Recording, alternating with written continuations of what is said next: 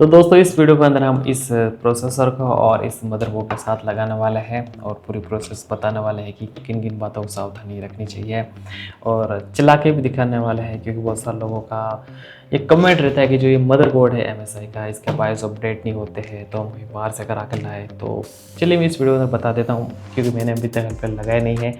BIOS update करने पड़ेंगे या चल जाएंगे। तो चलिए इंस्टॉलिंग करते हैं।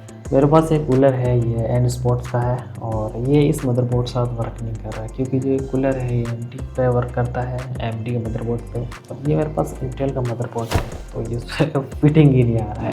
तो इंटेल का स्टोव कूलर है तो इसको हम लगाएंगे, लेकिन इसके साथ एक परेशानी है जो मैं आपको लास्ट में बताने वाला हूँ। तो चलिए मैं इसको इंस्टॉलिंग करके दिखा देता हूँ। जो ये CPU है दोस्तों, ये बिल्कुल ब्रांड न्यू है और इस पर कोई पिन वगैरह नहीं है, क्योंकि मेरा जो एक प्रोसेसर है AMD का, उसकी एक पिन डैमेज हो गई तो वो चल नहीं रहा था, इसलिए मैं AMD से परेशान हो गया और इंटेल पे स्विच कर गया। तो इसको लगाना बड़ा आसान है दोस्तों, कोई पिन वगैरह डैमेज नहीं होते। तो देखिए ये लग चुका है और जो थर्मल पेस्ट है वो ऑलरेडी इस पर हमारे लगा हुआ है, तो डायरेक्ट हम अप्लाई कर देंगे। तो आपको थोड़ा सा इसका वायर देखना है कि ये जो वायर है आपकी मदरबोर्ड की दूरी पे तो नहीं है। तो ये मेरे पास जो रैम देख रहे हैं 16 GB की रैम है DDR4 और इनकी कीमत तो दोस्तों टोटल 32 GB है। तो आज के समय इनकी कीमत देख लीजिए आपको 30 से 35 हज़ार का समथिंग है। तो एटलीस्ट मेरे इतने पैसा बच गए, जबकि इसको मैंने 6500 में ख़रीदा था।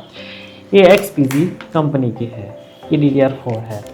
तो सबसे इंटरेस्टिंग चीज़ दोस्तों मुझे ये लगी, मैं इसके अंदर NVMe इंस्टॉलिंग कर रहा था। इसके अंदर Gen 3 Gen 4 दोनों हैं और इसके ऊपर हीट सिंक पे आती है, क्या देख लीजिए। तो इन्होंने क्या कि इसको इंस्टॉलिंग करने का हिसाब पूरी तरह अलग ही दे रखा है। जो मेरे पास गीगाबाइट का जो है एसोसी मदरबोर्ड था उससे बिल्कुल डिफरेंट बना रखा है इन्होंने। तो देखिए मेरी जो NVMe है मैंने इसके अंदर इंस्टॉलिंग की, तो ये जैसे कट जैसी आवाज़ आती है तो समझ लीजिए आपकी इंस्टॉलिंग हो चुकी है। ठीक है, इन्होंने क्या किया, ये जो स्क्रू है मैंने अलग से दे रखा था, मैंने इसको फाड़ा, मैंने सोचा मैं इसको लगाऊंगा, लेकिन इन्होंने दोस्तों बिल्कुल अलग ही तरीका बना रखा है। इन्होंने सीधा क्या हिस्सा बना रखा है, एक गोल घूमने का एक स्क्रू टाइप का बना रखा है, जिसको आपको केवल गोल गोल घुमाना। चलिए मैं थोड़ा आपको पास करके दिखाता हूँ। देखिए जो मेरी NVMe है, इसके लास्ट में आप देखिए आपको दिखाई दे रहा होगा, इसको केवल आपको गोल गोल घुमाना है और जो आपकी NVMe वो इंस्टॉलिंग हो गई। तो इन्होंने बिल्कुल अलग बना रखा है और इनके सॉकेट में दोस्तों छोटी छोटी NVMe भी लगा सकते हैं, तो और छोटी छोटी आती वो आप लगा सकते हैं। तो इन्होंने बिल्कुल सिंपल कर दिया है कि कोई नेट वेट इसकी कुछ नहीं लगाना, इसको छुट्टी। और ये इस पर आप देख रहे हैं ये हीट सिंक अप्लाई है, तो आपकी जो NVMe है वो गेमिंग के समय ठंडी रहेगी। तो भाई इन्होंने रियल में दोस्तों यहाँ पर कुछ मेहनत करी है आपकी NVMe। इससे पहले जो मेरे पास मदरबोर्ड थे ना गीगाबाइट का एसोस का, उस पर ऐसा कुछ नहीं मिला था, वो डायरेक्ट इलेक्ट्रिक थी। इसलिए मैं हम इसको इंस्टॉलिंग कर रहे थे। और आप देखिए दोस्तों जो NVMe बहुत सारे लोग कंफ्यूज हो जाते हैं Gen 3 Gen 4 के अंदर। Gen 4 की जो Gen 4 NVMe होती है ना, उसकी सिंपल सी एडिटी होती है, वो बिल्कुल मदरबोर्ड के पास, जो आपका प्रोसेसर होता है उस बिल्कुल पास होती है उसके, ताकि ज़्यादा डाटा इधर ले आ सके। और जो Gen 3 है वो थोड़ी सी दूरी पर रहती है। तो बिल्कुल सिंपल सा कॉन्सेप्ट है। और जो आपका GPU है ना, GPU से भी ज़्यादा पास आपकी NVMe का स्लॉट रखा जाता है। देखिए GPU पहले NVMe का है फिर GPU का। चलिए हमने इसको इंस्टॉलिंग कर ली है और इसको हमने बाहर इंस्टॉलिंग किया है, और जो GPU वगैरह है वो मैं आपको अंदर इंस्टॉलिंग करके दिखाता हूँ। तो देखिए ये GPU वगैरह हमने अंदर लगा दिया है, एकदम फिट हो चुका है, केबल वगैरह सब कुछ लगा दी है।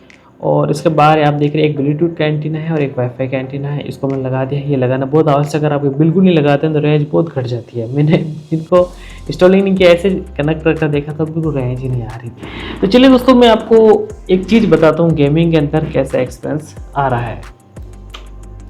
तो देखिए दोस्तों PC है वो पूरी तरह इंस्टॉल हो चुका है, मुझे कोई भी इसके अंदर बायोस वगैरह अपडेट नहीं करनी पड़ी, डायरेक्ट सब कुछ हो गया, कोई समस्या नहीं। ठीक है, एकदम आसानी से हो गया। लेकिन जब वैसे ही मैं गेम ऑन करता हूँ तो जो स्टोव कूलर है दोस्तों ये बहुत तेज़ी से आवाज़ करता है, बहुत तेज़ी से आवाज़ करता है। ठीक है, और गेम वगैरह जब मैं इसके साथ खेलता हूँ ना, जैसे कि मैं एक गेम, देखिए मैं एक गेम ओपन किया हूँ PUBG PC, और जैसे मैं गेम वगैरह ऑन कर देता हूँ तो ये कूलर बहुत ही तेज़ी से आवाज़ करने लगता है, स्टोव कूलर।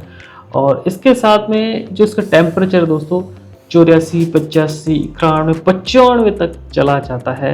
तो भाई ये जो स्टोव कूलर है ये बिल्कुल भी यूज़फुल नहीं है। आप मेरी गेमिंग सेटिंग देखिए, 4K गेम खेल रहा हूँ, 60 FPS है, सारी सेटिंग लो है एकदम, एक हाई है बाकी सब वेरी लो के अंदर चला रहा हूँ। फिर भी ये कूलर, अभी देखो बारिश का मौसम है, फिर सर्दी का मौसम आ जाएगा, सोचिए गर्मी के मौसम में इस कूलर की क्या हालत होगी।